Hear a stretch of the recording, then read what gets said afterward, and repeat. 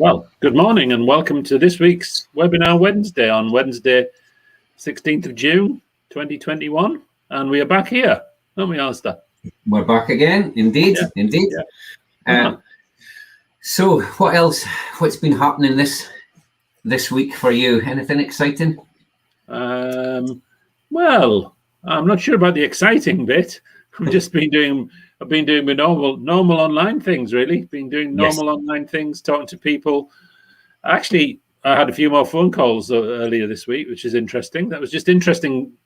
Like one day where I made, instead of being online all the time, I was actually speaking more on the phone. And I thought, oh, this is just felt a bit different. Yes. Okay. And do you want to just tell us about today's guest, Alistair, as well, just so that people who are just joining us? Yeah, absolutely. So today we're going to have Nina Goswami from the BBC. She's a creative diversity lead. We're going to have Nigel Honey from Ability Academy, which is an organisation that does post-production work, video editing and stuff for opportunities for folk with disabilities. We're also going to have McEwan, journalist and campaigner, and Dr. Danielle Farrell from Your Options Understood, who's, look at that, as if by magic, we've got a full-on description from June, given all those details. Excellent. So basically, there's been we've had a group looking at issues about inclusion in the media, and this has led to a couple of spin-offs, and today we'll be talking a little bit about the BBC's Project 50/50 and some of that. So, an interesting topic. Yeah. Okay. Good. And what have you been doing what are you doing this week or planning this week? Well, been doing some individual work around a new routes home. Been planning some more work, like I say, up in Shetland. Going to go up in person next week. So that's again another one of these breakthrough moments of actually going places to carry out work around individual services and redesign work. So that's quite interesting. Looking forward to that. Also, and obviously Shetland's in level 0, isn't it? Like all the islands. It is indeed. Yeah. It is indeed. So it'll be. I'm not really sure what that means. It's quite hard to work out what all of those things mean, but it doesn't mean that much, does it? In terms of additional. No, not much. No, but restrictions. But it was always a level below pretty much everywhere else in Scotland. So the last time I went there, it was level 1 when we were level 2. Still got through a lot of hand sanitizer though. Yes, with all the meetings and stuff.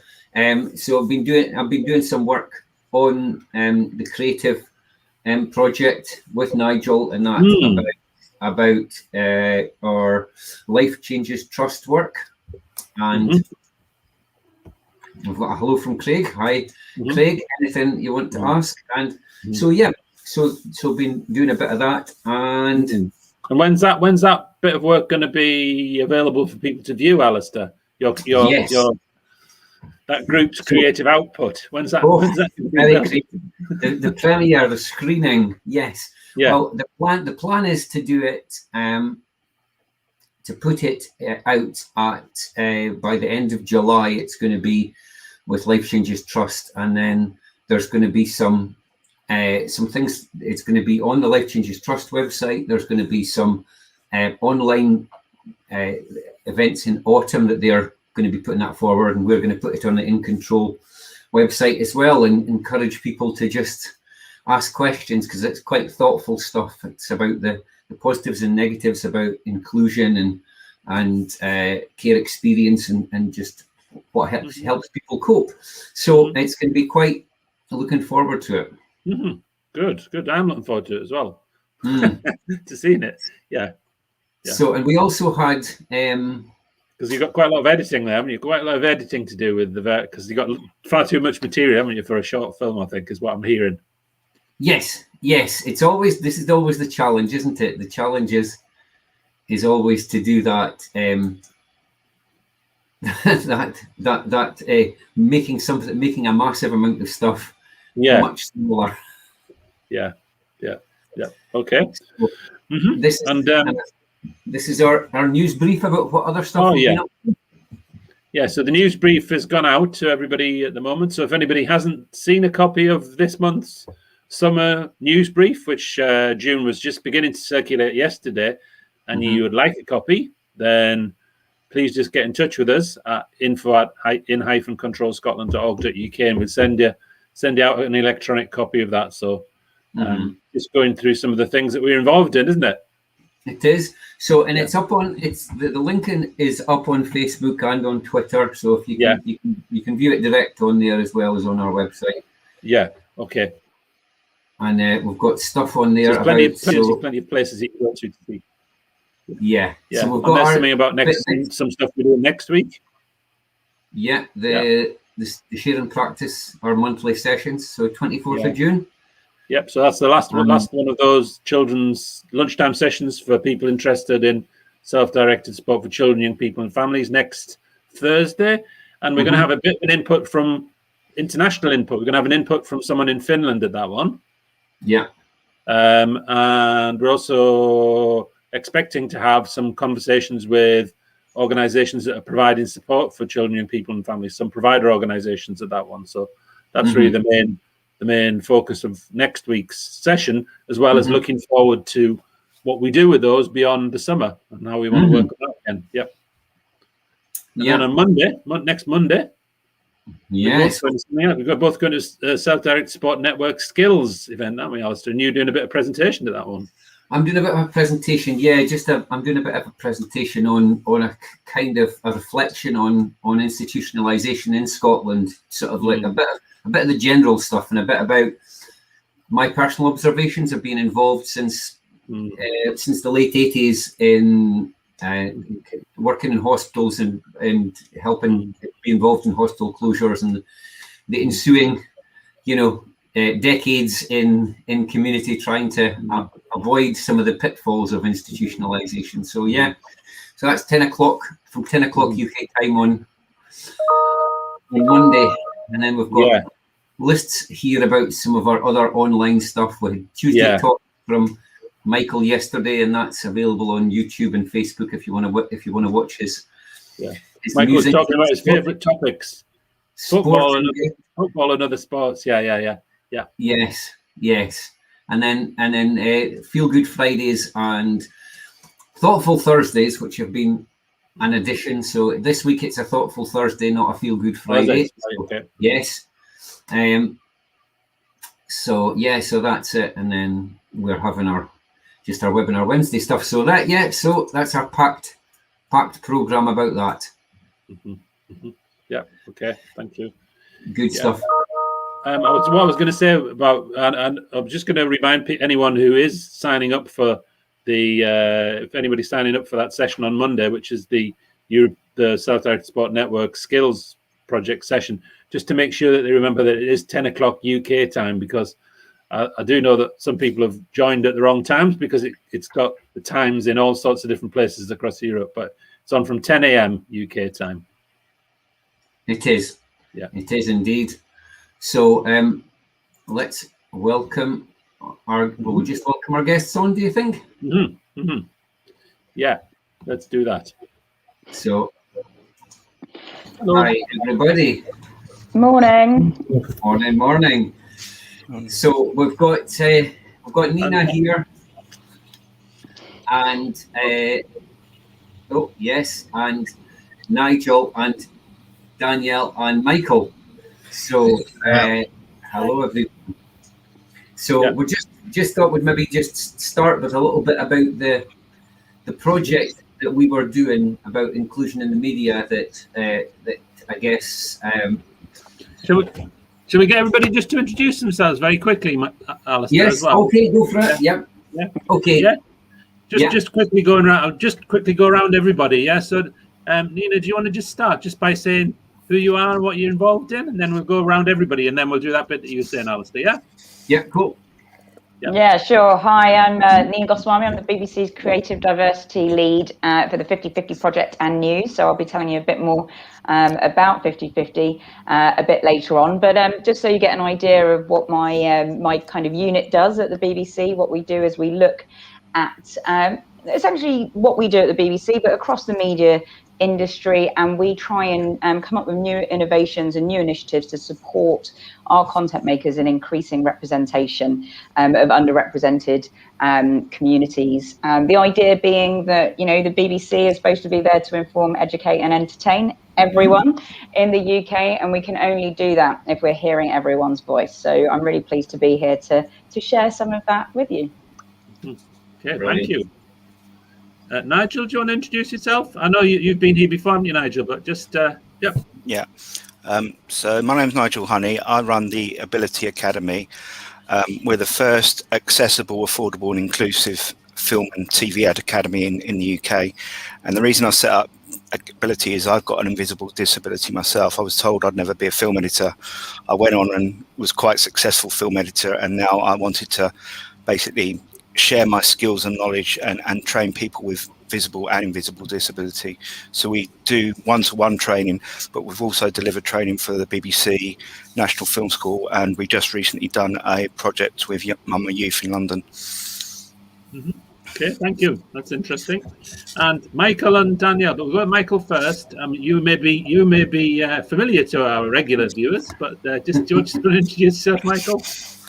Yeah, hi. Yeah, my name is Michael. As Keith was saying, I've been about Webinar Wednesday for quite a few times. I was on a few weeks ago, actually. So, yeah, it's nice to be back, and I do Tuesday talks as well. But I'm also a freelance journalist and a disability campaigner as well.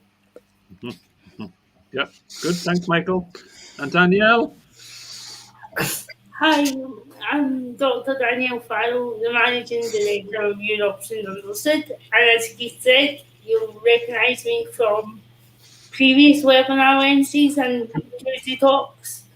So yeah, I'm looking forward to this discussion. Thanks. Perfect. So I guess we started off by having a small group of people just thinking about representation in the media, and we made some contacts with a few people, and probably want to spend most of the time today talking a bit about the 50/50 project. But just wondering, Danielle, do you want to just give a little potted history of what we talked about to start with in the first meeting about the media group?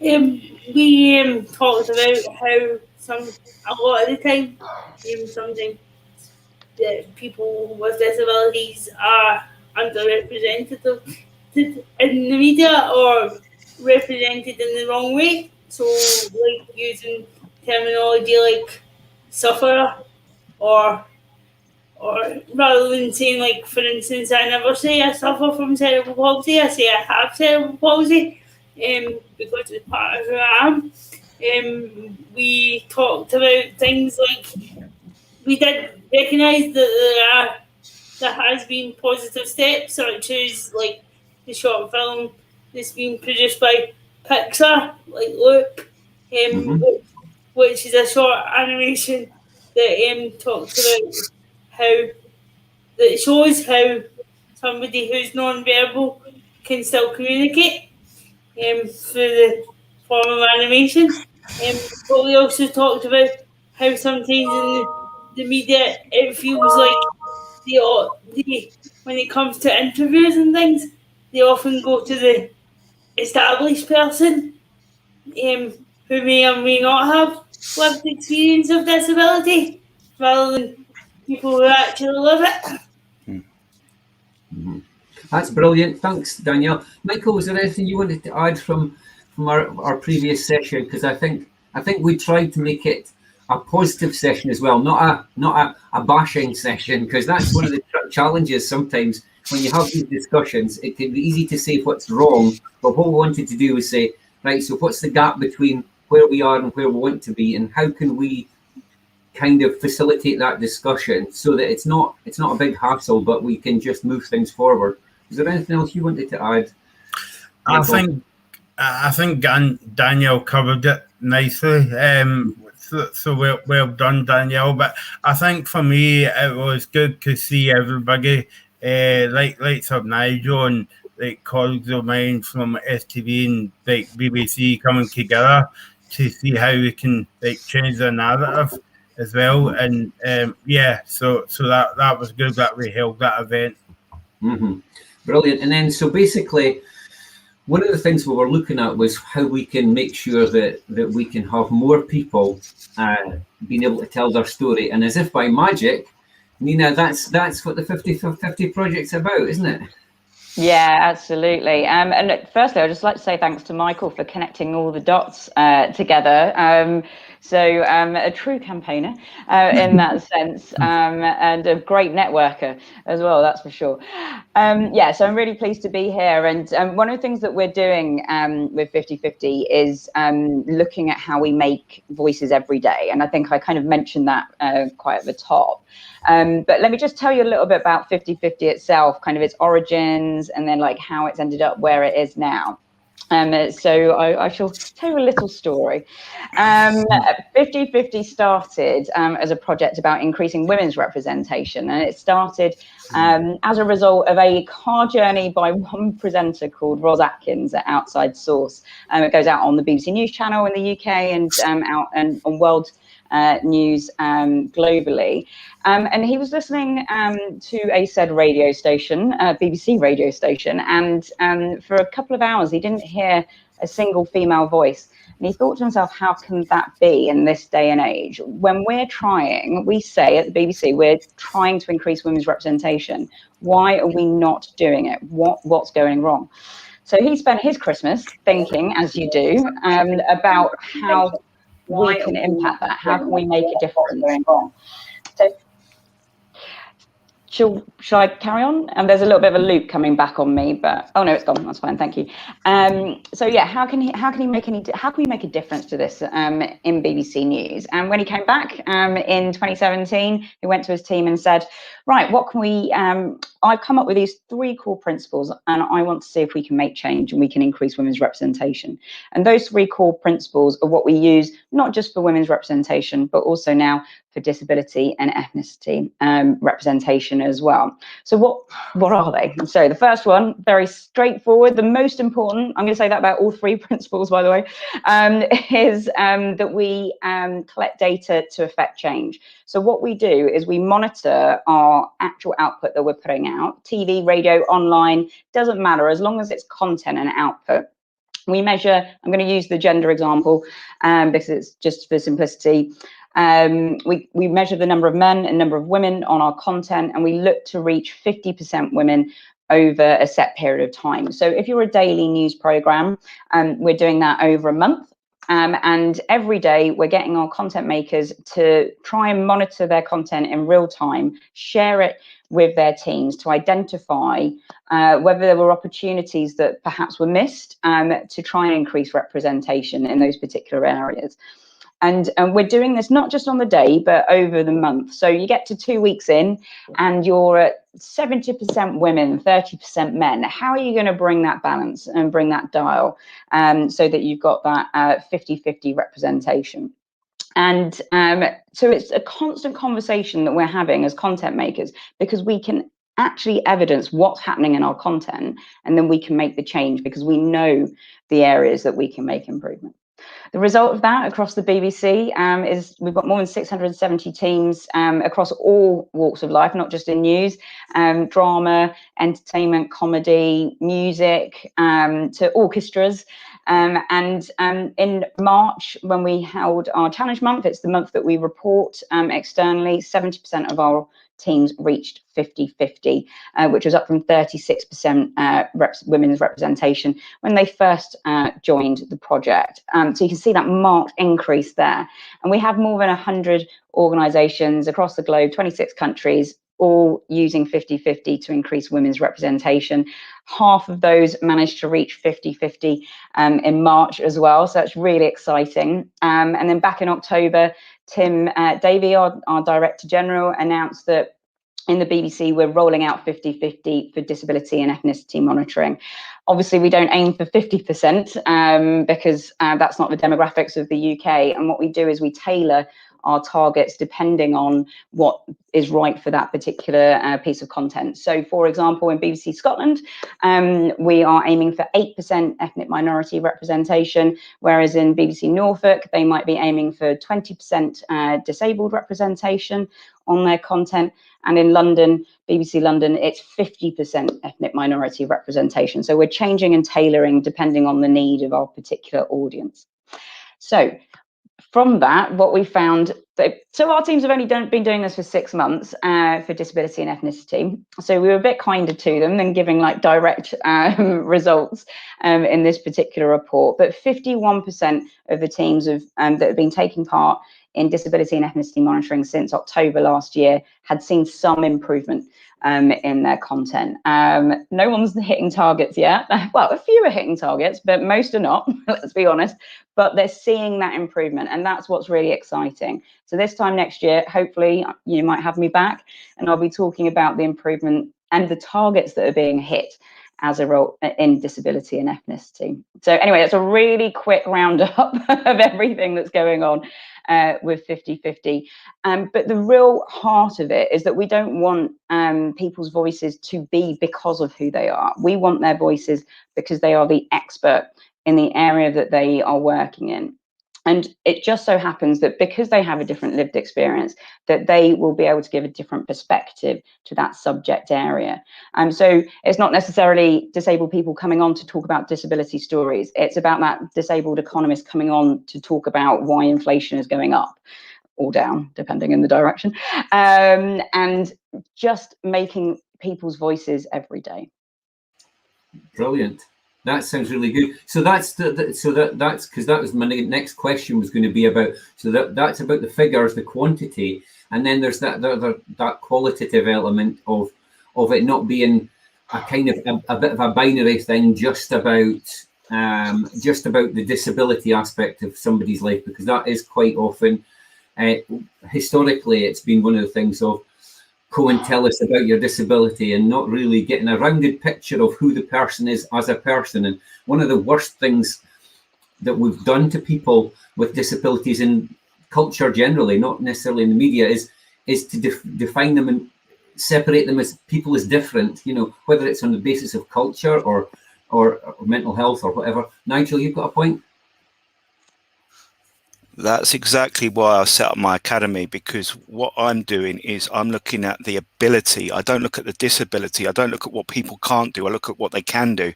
And with digital technology now, and in terms of remote technology, in a way, it's actually opened up more things, because a lot of my friends who are editors now are actually editing remote.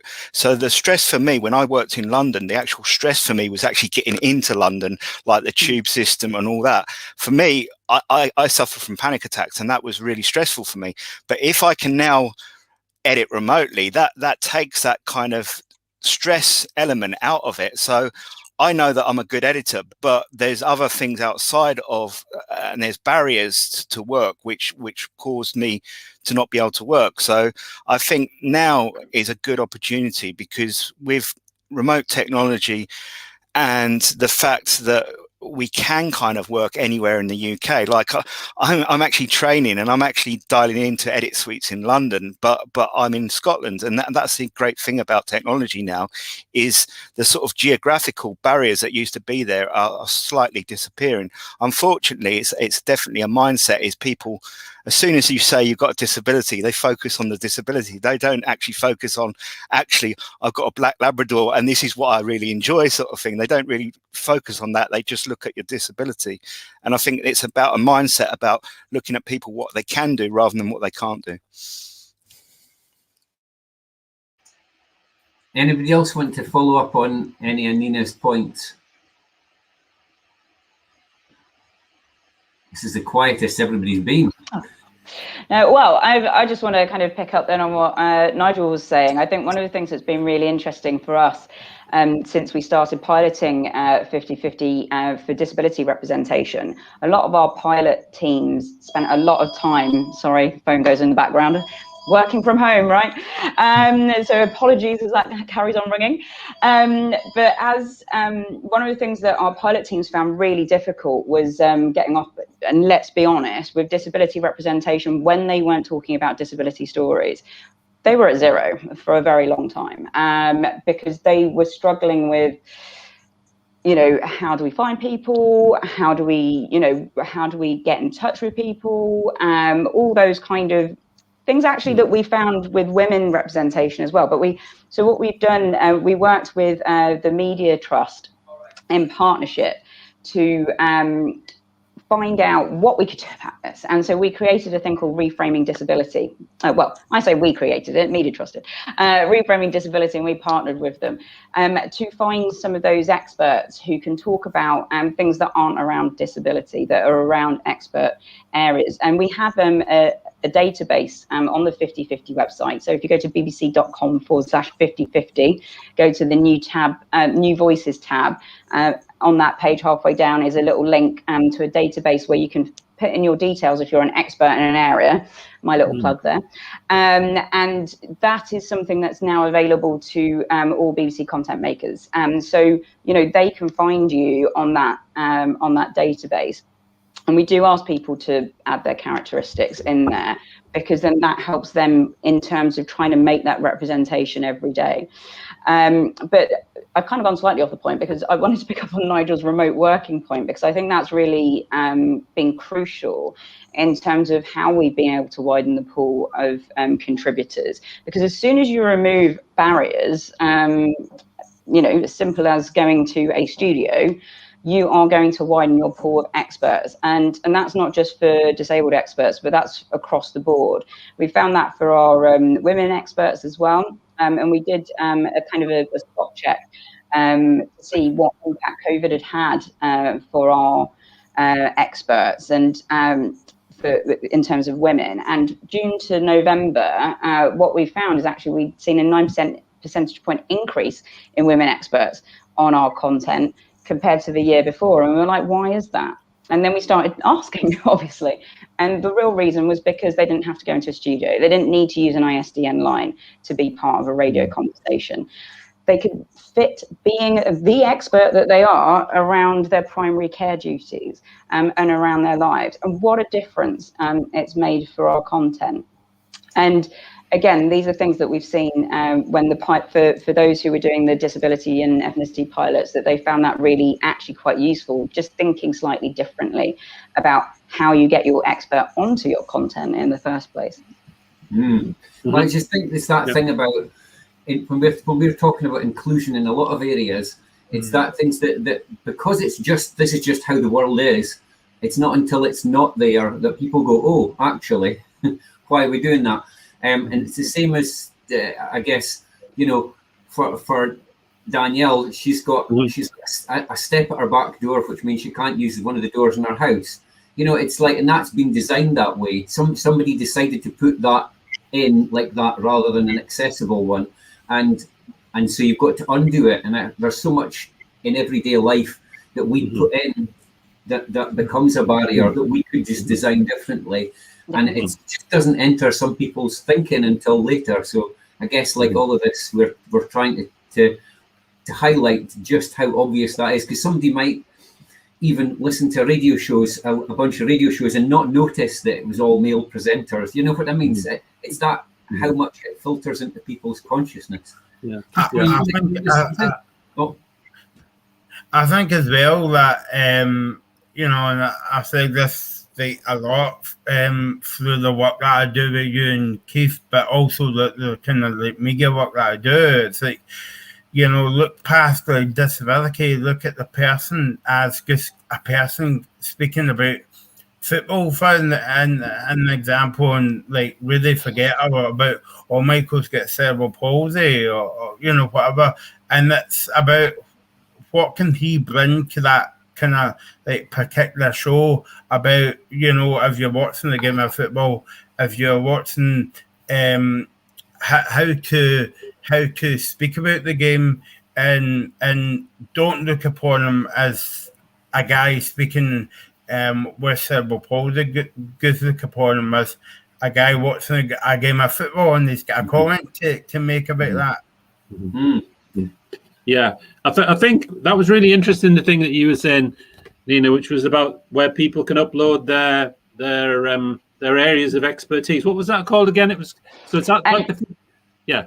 So that's I'll give you the full title. Hold on, let me just go on to now have to go onto my own website.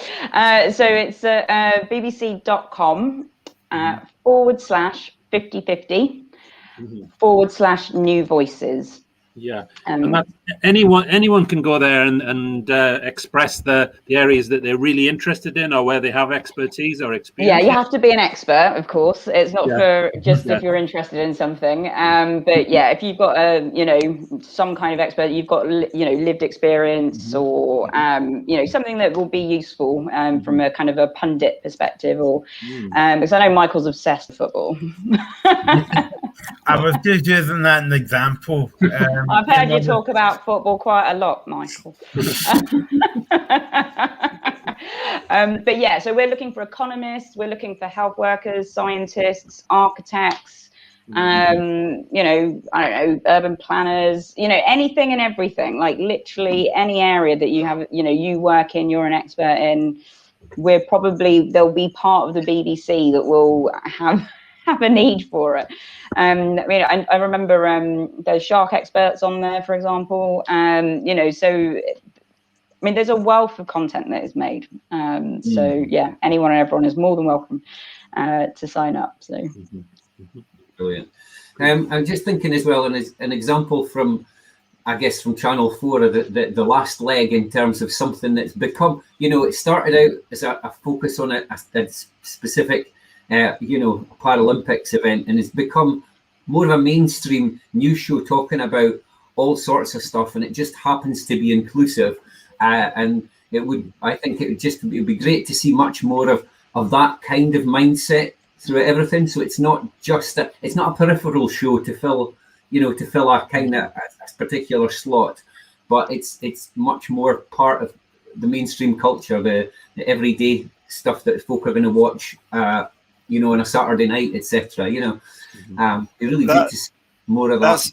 That's like that comedian Rosie. She's got cerebral palsy, but she's a comedian. It's like, well, the sort of thing that she's got disability is in background, because she's just a very funny person, and that's what we should be focusing on, not just because they've got a disability, but because they've got a talent in something. I think for too long we've been looking at the disability rather than looking at what people can do, sort of thing. It's like me at school, because I was only good at music and art, they told me I should work in a local factory, but I always wanted to work in TV.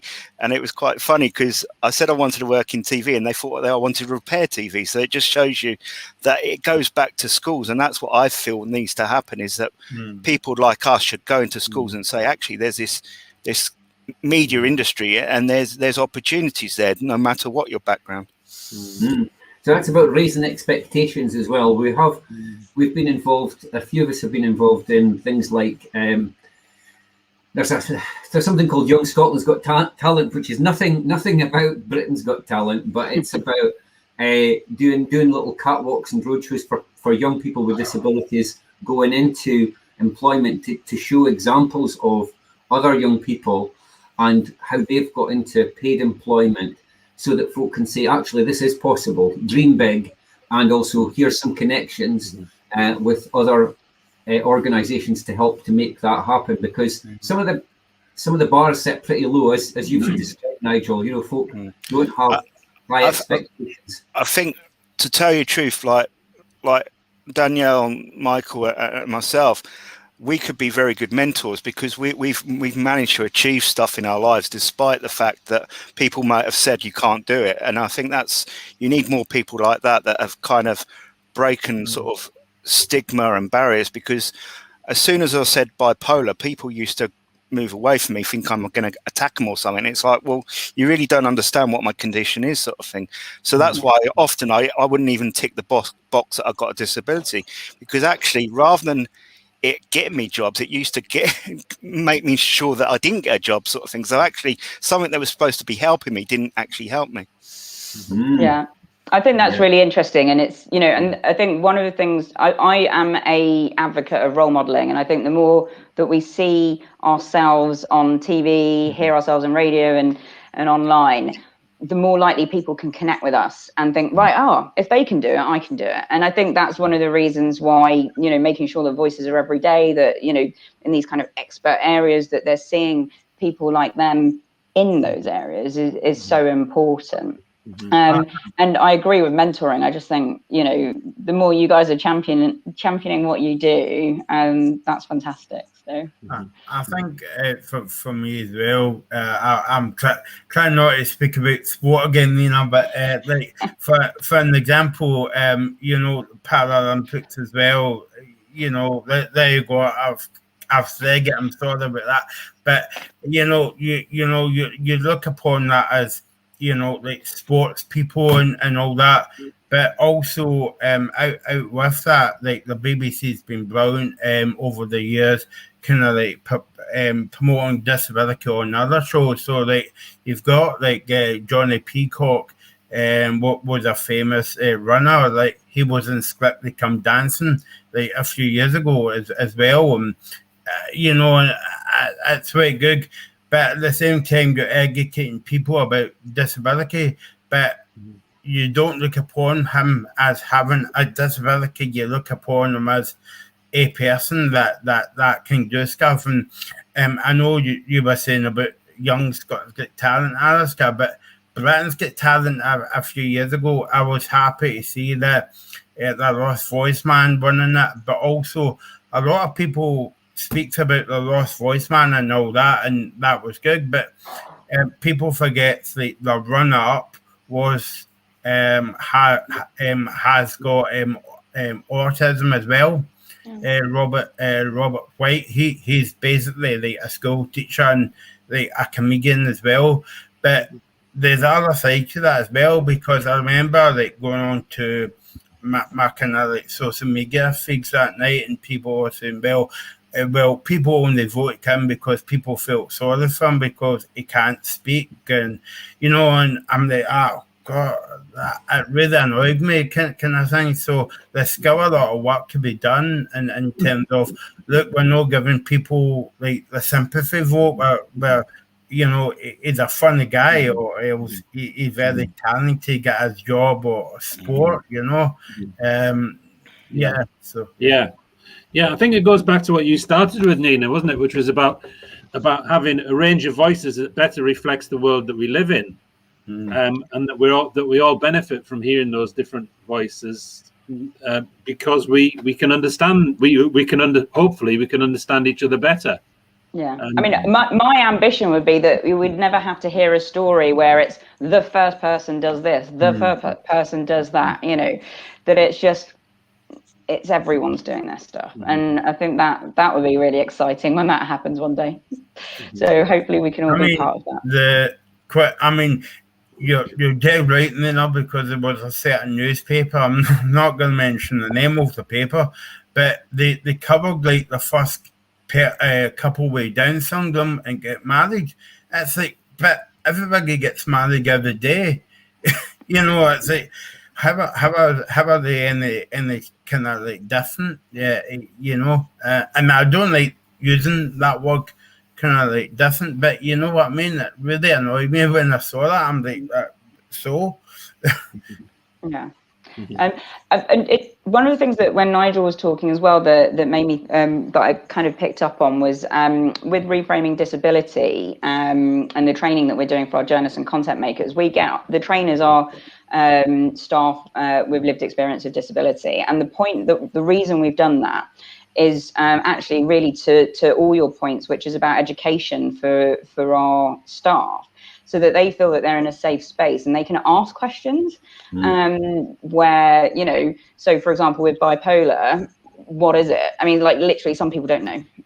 So, you know, just feeling that they don't, you know, that they feel that they can ask in that kind of safe space, because there's a lot of assumptions that people know what you're talking about, but the base level of understanding across, let's say, society in a whole is relatively low. And I think there's I think we all have to assume that we need to support others in terms of helping them with their understanding where possible. So if someone asks you a question, to not be kind of affronted by it, but to support them through that and help them understand kind of our position or your position on that particular thing. And I think that's really important. That's something that I'm saying, not, as I say, not just for disability, but across a lot of different underrepresented groups.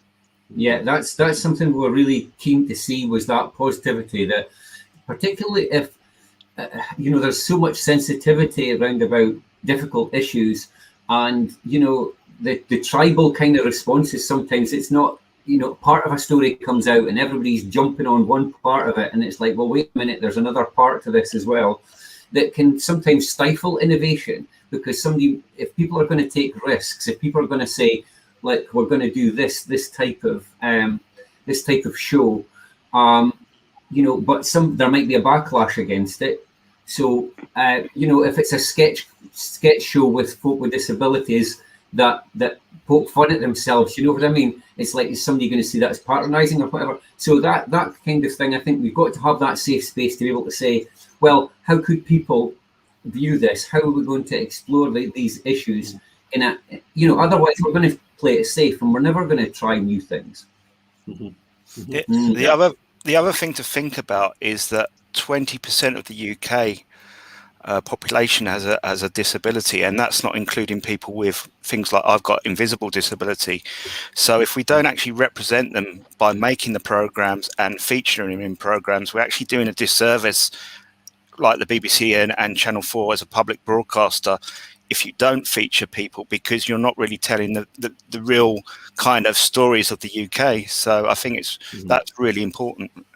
Yeah, no, absolutely. We have, I don't know if you guys know, but we launched, I think it was like last year now, but it started in April, the £100 million kind of investment on the TV content front, specifically to create diverse-led content. So in this fund, it's my colleagues who run this bit of creative diversity, but they're looking at disability, ethnicity, and socioeconomic diversity specifically as the criteria for that. And then our colleagues in radio have 12 million aside specifically, again, to do that. So we're trying to enrich that content and diversity there as well.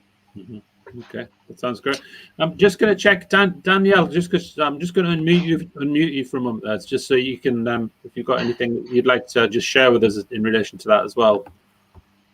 I think there's some really good points, and I've been doing some work to sort of emphasise kind of what Alistair was saying earlier about there has been lots of work around inclusion, but so sometimes some groups like disability are forgotten, so it's not intentional, but there's companies that are obviously trying to be diverse, but sometimes they might just unintentionally forget about or not realise that they've missed certain criteria around disability. So I think that's important to say to organisations like people like us are not here to complain, but rather to assist them in being fully inclusive and actually understanding what real inclusion is. Yeah, and maybe the first part of that, Danielle, is being open to conversations about that. Yeah, and get rid of that fearing for people not to think that if somebody with lived experience comes along that we're going to tell them they're doing it wrong. We probably will tell them they're doing it wrong, but we'll do it in a constructive way so we can work together to improve things. And I think that's really important. It's that, you know, there's one thing saying that it's being done wrong, but having the solution and providing that, because otherwise you create helplessness for the other people and in that conversation, don't you? So, you know, if we identify an area of improvement, what can we do to help support everyone else to create that improvement in the first place? Brilliant. So we're just going to probably try and do something maybe after the summer, a follow-up session to try and see where we've got to with some of these different things with different organisations, and just identify maybe some next steps to keep that conversation going. Okay, brilliant. Anybody got any last observations? Anything else they wanted to say before we finish up? I've got to sit on the fence for Friday's England and Scotland match, but let the best team win. Michael, did you pay him to bring in a sports reference? Exactly. You know, when you start speaking, you're kind of conscious at the back of your mind saying, "Oh no, why do you gotta speak about sport?" That's like, you know. I thought I'd put that one in for you, Michael. Only teasing. I won't say what team I'm supporting. Yeah, no, I won't say what team I'm supporting as well, but I think going back on the topic before I really get embarrassed here, I think we should really just keep chipping away at, you know, like raising awareness as well. I mean, when you go on kind of like social media, you know, Twitter and Facebook, there's lots of campaigns out there to help people, well, not to help people, but to raise awareness of all types of disabilities. It's not, you know, physical. It's, as Nigel was saying, it's hidden disabilities as well. You know, and I think the more people that we got on in front of the camera, the better, because that's the way that you're going to, you're going to overcome the kind of stigma, as it were, towards people with a learning disability, physical or mental health issue. And I don't like plugging, but I know that now there is an actual academy down south to train journalists with disability, and I think that's a brilliant, like projects like that will actually give people real life work related skills in the industry. I think that's the best thing to do, because the problem is a lot of colleges and universities, they teach students skills, but they're not often the skills that the industry want. And I think, like, I'm not bigging up my academy, but one of my students did say that he learned more in a day with my academy than in a 4-year degree, and I think that just shows something, sort of thing. So, and I think as well, on the back of that point, is that, you know, you can go to college and get wonderful qualifications in the media, but as I always say, that's not really going to guarantee your job. So Nigel's right about, you know, hands-on experience. I mean, personally speaking, like, I never went to college to go media. I went to college to go like business admin, something completely different. But I've kind of like taught myself over the years how to, you know, do like blogs and how to report and present and stuff, you know. So experience is important, you know. And I think the other one thing that really I try and help with is confidence building, because a lot of young people that I come across really lack confidence. And I think if you can help them with not just their technical skills, but with their communication and their confidence skills, that will really help them as well. Yeah. Now, I just want to quickly pick up on Michael's point. I'm a journalist as well as, well, still a journalist, but that was my profession before joining Creative Diversity. And I did law at uni instead of journalism. And for a very similar reason, is that, you know, you learn the skills that you need through experience. I mean, through law, obviously, I learned analytics and evidence-based working as well. But, you know, so you don't need to be, you know, your education doesn't need to be what you end up doing at the end of the day. And I think, you know, to pick up on Nigel's last point as well, mentoring is so important in building confidence and trying to get people to champion others. So yeah, anyone who can do that. And my final plug, go on to 50/50 website, bbc.com/50/50, and sign up to that database if you've got some expertise. Thank you so much for having me here today. Brilliant. Thanks, everyone. Thank you. Okay, we'll see you again next week. Yeah, we're back next week with Webinar Wednesday at the normal time at 11 o'clock. We've got two more to do this in this run, and then we're going to take a short break. So don't miss out on the last 2 webinar Wednesdays. So I'll just say thanks. Really interesting, as it says there today. Interesting conversation, and we certainly look forward to seeing how all those things continue to develop and develop further. And like you say, Nina, if you come back next year, I'm sure the statistics would be different, and you'd have a different story to tell. Yeah. Fingers crossed. Thanks, Ed. Okay, bye-bye. Okay, bye.